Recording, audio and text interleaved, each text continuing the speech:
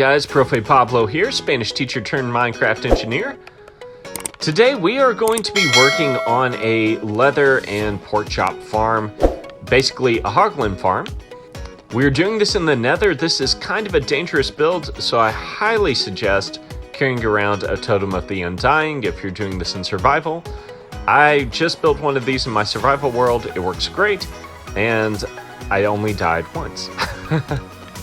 Take some glass blocks, build out into the middle of a lava lake, and this lava lake needs to be in the Crimson Forest biome with a very high ceiling. So this place is absolutely perfect.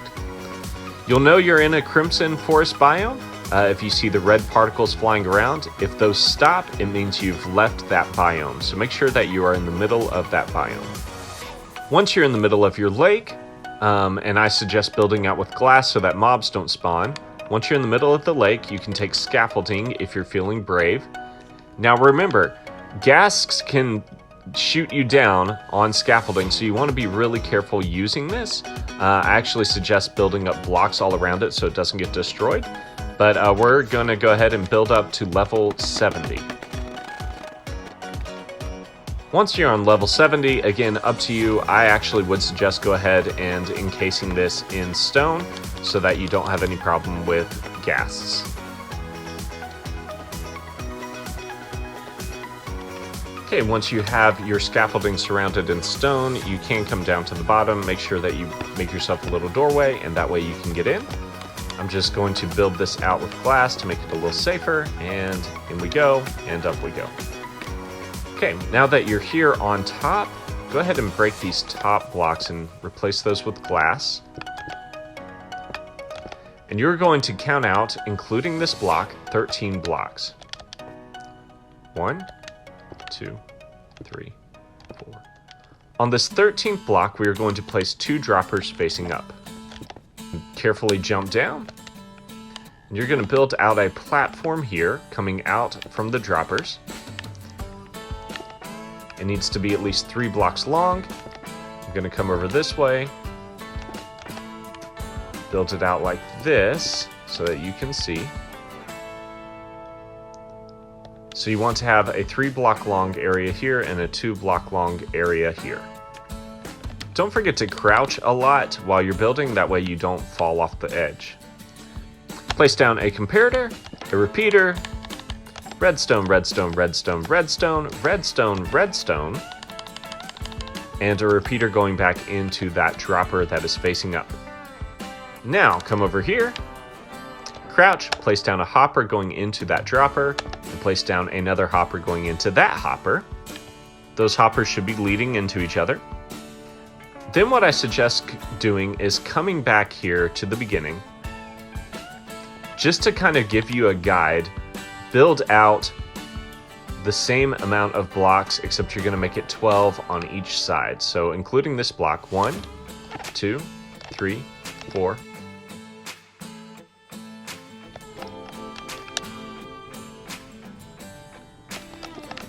Now that you have those guides in place, jump up to this last hopper right here, which should be on your 12th block leading in.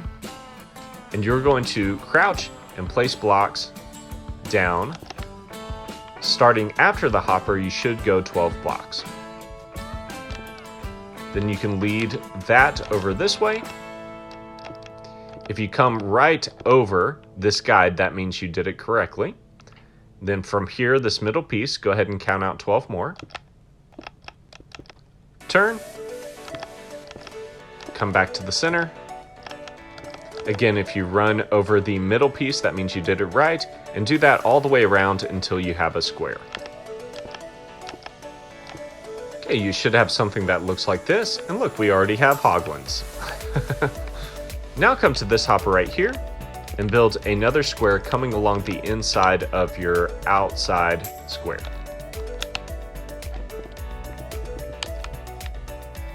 Okay, if you did it right, you will have something that looks like this. Okay, now what we are going to do is take our redstone blocks, come out this way a couple blocks, break these 2, put down 2 redstone blocks, come out here, come right to the middle, place down 2 redstone blocks, and do that on each side so that you have redstone blocks on each side. The only side that's different is this one because we have hoppers here, so we had to move our redstone blocks over.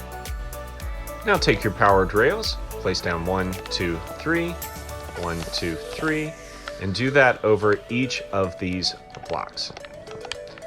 Okay, it's going to get a little tricky when they're facing a certain direction, so what you can do is place down a regular rail afterwards and connect it that way. That way they don't connect. See? Regular rail. There we go. Regular rail, regular rail. 1, 2, 3. Okay, after you have powered rails crossing over those redstone blocks, take regular rails and build them all the way around these platforms. One on the inner square and one on the outer square. Okay, now you should have something that looks like this. Now for this next part, you can either use magma blocks or you can use solid blocks and put campfires on top of them. We're going to use magma blocks for now. Crouch, place down a magma block on top of this rail here, and then you're going to build that all the way around this square. Do the same thing above this inner rail as well. Okay, once you've done that, it's time to build up walls around this magma block. You can use glass for this or stone, and if you have frostwalker boots, that would make this a lot easier because you can walk on this magma without getting hurt. Basically what you're going to do is lay down a block here and a block here and build a row all the way around, making a wall so that our hoglins don't escape when they fall on this magma. Do that on the inside as well.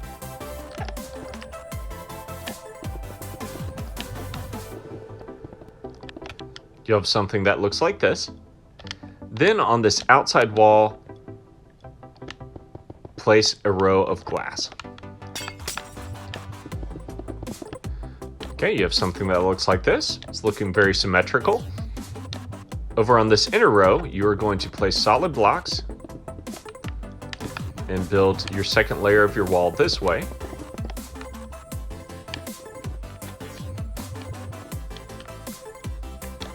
Then you're going to fill in this entire middle section. If you want to, before you cover up this part, you can go ahead and jump back down and build up your scaffolding all the way up to here. Break through the roof. Build it up like that.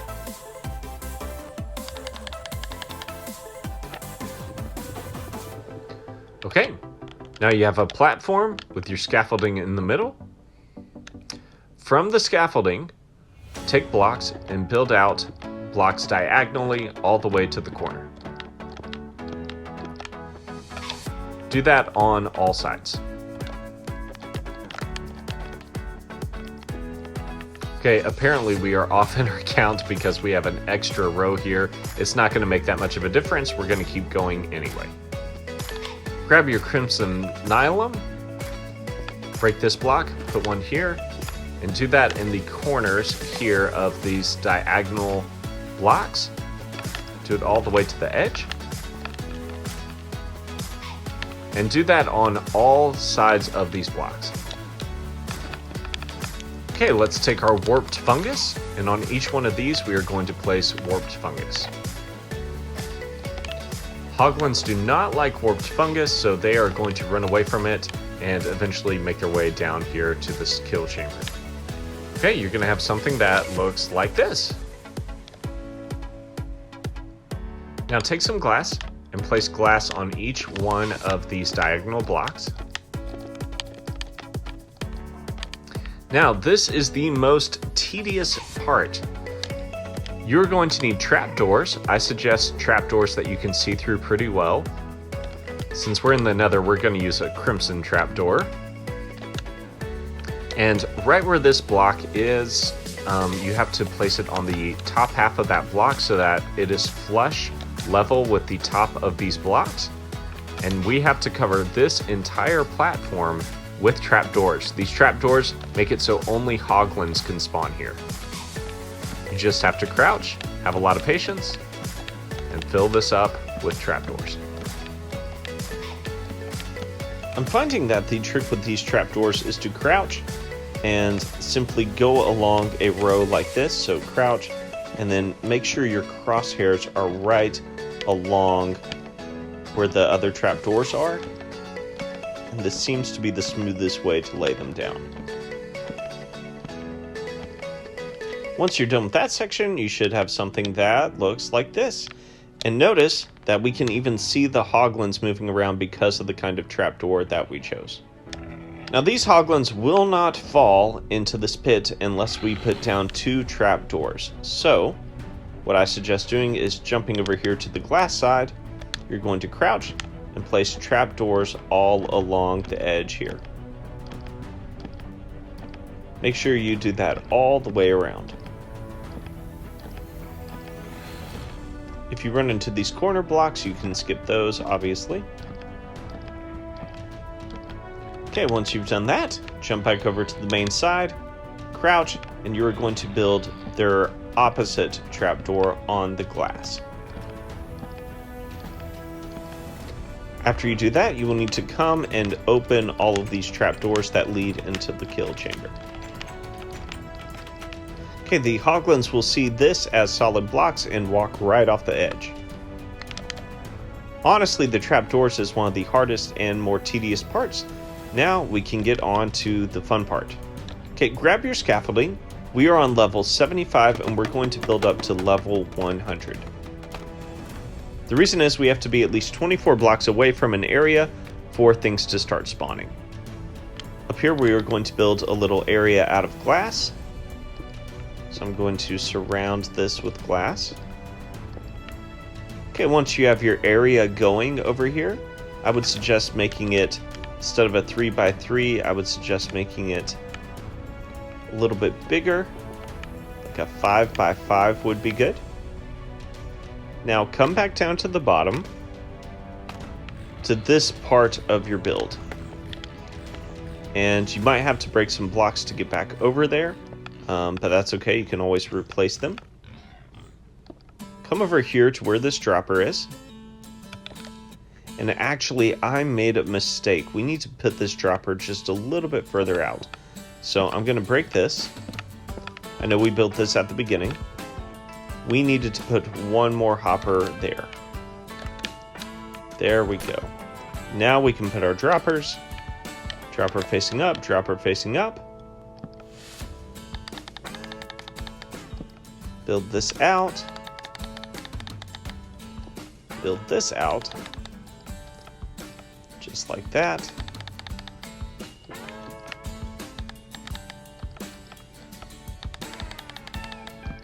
Okay, now we have it fixed. There should be a hopper here that gives us a space between the tracks and the droppers.